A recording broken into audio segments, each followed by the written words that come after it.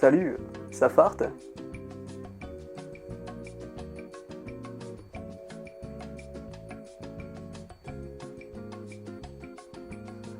Quoi? T'attends la critique de Bryce 3, c'est ça? T'es con. Non mais, je crois que si t'es capable de faire des critiques de merde sous les vidéos YouTube, je pense que t'es capable de faire ta propre critique vidéo, non? Non, je déconne. T'es comme le mot smaragdin, on n'a pas besoin de toi. Mais on t'aime bien quand même, c'est sympa. C'est sympa en tout cas. D'avoir voulu le voir, tu vois, c'est déjà chouette. Bon, allez, comme je suis le seul à avoir la classe de Bryce, je vais te faire ta critique.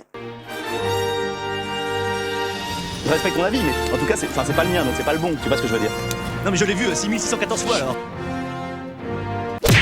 Alors l'histoire de Bryce 3, tu vois, c'est Bryce, tu vois, il reçoit un message de Marius, un message de détresse, et puis il décide d'aller le sauver en prenant le premier avion. Le premier avion, s'il te plaît. Oui, le premier avion pour où? Ah bah je sais pas. Mais à la rigueur, tu vois, l'histoire, on s'en fout, tu vois, c'est le principe en fait de ce film, c'est de te faire un film à sketch. Et ouais, je te vois arriver tout de suite, toi, les sketchs sont débiles, mais c'est l'essence de Bryce puissance 1000, mec. Donc, laisse kiffer les aficionados de la première heure et de la deuxième. Allez, casse-toi. En plus, dans ce film, tout est bien plus flavescent que dans le premier opus. Ah non, mais j'ai compris, tu comprends pas le mot flavescent, c'est ça? Tu comprends pas le mot flavescent? À vous, les gars, écoutez, il connaît pas le mot flavescent, il connaît pas le mot flavescent, t'es un faible en fait, c'est ça, t'es un faible, t'étais jamais invité aux soirées Yellow, du coup t'es un vrai faible. Oh la casse.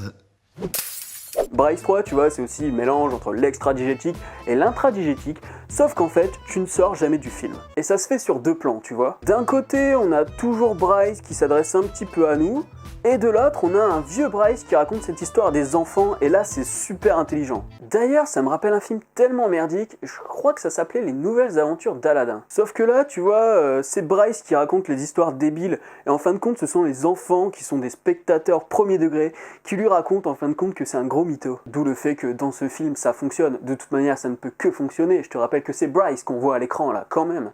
Je te fascine, hein. Et ce qu'il y a de génial dans ce film, en plus du fait que ce soit un film sur Bryce, je le rappelle, c'est que t'as des messages d'amitié, d'écologie et tout, et les enfants, ils sont là, ils sont émerveillés devant ce que Bryce leur dit, sauf que ce qu'il leur raconte juste derrière, c'est que cette histoire, c'était du gros mytho, tu vois. Le brise-glace des rêves d'enfants, quoi. Dégage.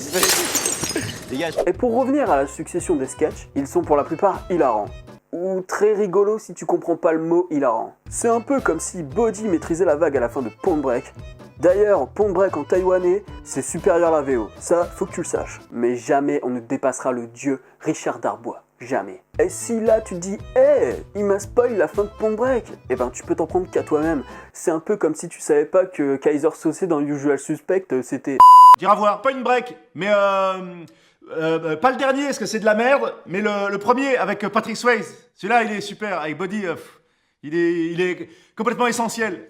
Et en plus, il y a des scènes complètement délirantes, comme la scène d'animation japonaise signée Thomas et Marie Debitus, ou encore la scène musicale avec les pêcheurs. Encore un exemple de scène d'ailleurs qui nous sortent de la narration, mais qui ne nous sortent pas du film. Est-ce que maintenant tu vois un peu ce que je veux dire avec ce concept? Si je te fais ça, tu comprends?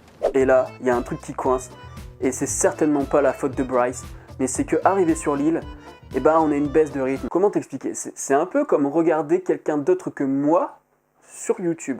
Je sais pas si tu te rends compte, mais c'est très ennuyeux. Mais c'est sans doute le seul défaut de ce film. En plus, il est assez méta. Et là, je vois déjà tous les bobos intellos qui veulent poser une réflexion sur ce film. Et là, tu vois, je répondrais un truc du genre y a que moi qui ai les réponses, donc ça sert à rien d'essayer. Tu vois, on peut voir le faux Bryce tout claquant comme l'image d'un Jean Dujardin des hautes sphères du cinéma avec son Oscar, ses films US et ses films d'auteur. Et le Bryce originel comme la véritable nature de Jean Dujardin, la source de son talent. Et finalement, le fait qu'il gagne contre l'imposteur, c'est une manière de dire qu'il n'oublie pas d'où il vient. Mais tout ça, c'est un peu grâce à mon porte-bonheur.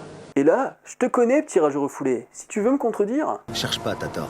Ah ouais, bah d'ailleurs, pour cet enfoiré d'Igor Dosgor, le personnage est encore plus drôle. Une sorte de bif après l'intervention de Marty en 1955. Avec un Grégor qui le remplace en mode sérum du super soldat, quoi. Un peu comme... Griff dans Retour vers le futur 2 en 2015. Oh putain, je suis tellement bon que j'arrive à percevoir ce que les créateurs eux-mêmes n'ont pas vu dans leur film, quoi.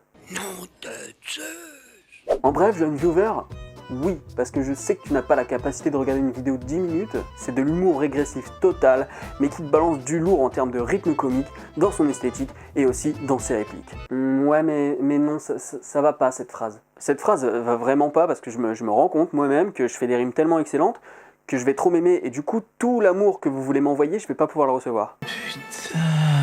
En tout cas, avec un budget de 16 millions d'euros, tu peux devenir le roi de la glisse. 2 fois plus cher que le premier, 2 fois plus mieux, tu vois le genre? Et puis, je suis désolé, hein, mais si t'es pas suffisamment nice pour comprendre les messages sous-jacents de ce film, comme les messages sur l'écologie, sur les réfugiés, ou encore de riches occidentaux égoïstes qui prennent la terre des autochtones, ben t'as le QI inférieur à celui d'une huître, qui est 8. Et un 9, c'est 9. Et avant de finir, tu vois, je voudrais revenir sur la promotion de Bryce 3, parce que l'humour va vraiment au-delà de son film. Un clip avec Big Flo et Oli très bien foutu. Oh les cons! Je sais pas quel est le plus con! Le troll ultime sur YouTube avec le faux film complet. En plus, c'est même pas le bon début! Ou encore le fait que ce soit le numéro 3 parce que Bryce a cassé le 2. Non, ta gueule, je sais, ma parenthèse est suffisamment longue comme ça, mais reste pendant le générique s'il te plaît. Parce que dans les crédits, il y a plein de blagues car en Bryce, tu verras, c'est hyper bien, comme moi, tu vois. Voilà, viewer qui m'aime, c'est la fin de cette critique, la meilleure critique que tu verras sur ce film de toute manière. Tu me diras, c'est normal, hein, c'est la mienne. Maintenant que j'ai cassé des rageux, je me casse. Ah oui, j'ai oublié, et t'excites pas sur ton clavier, parce que je te répondrai pas. Juste parce que j'ai pas envie. Sauf si c'est pour dire que ma vidéo est bien. Salut.